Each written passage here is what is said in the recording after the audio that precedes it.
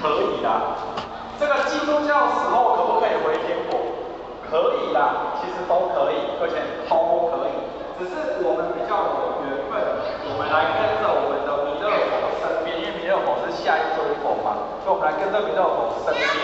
所以未来我们去的地方就在我们的弥勒净土，我们的弥勒佛的身边，所以我们会看到它就有不同的武教，那他们所强调的法门也会不太一样哦。